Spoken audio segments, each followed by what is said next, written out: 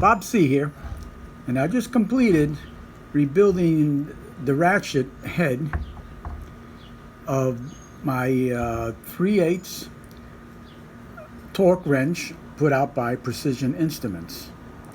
And it's quite disappointing.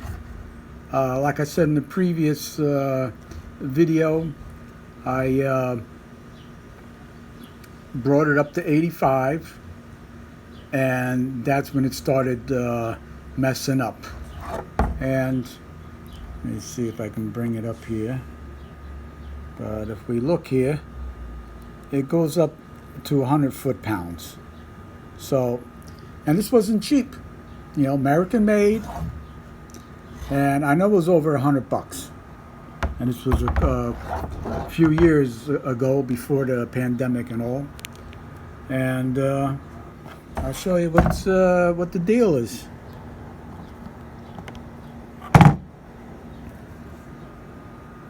Here you can see on the drive, you can see the teeth. They're all torn up. So, I mean,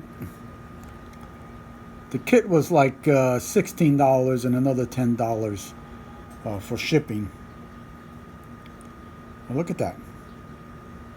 Now, I hope the one I'm replacing it with, that they sent, is a better quality, but I don't know. They didn't say so. And not only the drive, the pawl. The pawl is also messed up. So I just wanted to bring that out in case you're considering it. Let me give you the model number here.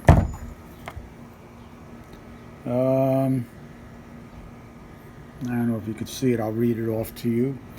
That's M2FR100F. So just keep that in mind if you're considering that.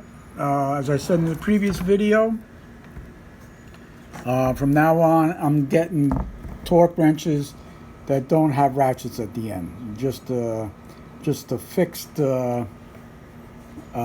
male with a ball on it to hold the socket. So I just want to share that, and have a good rest of your day. Bye.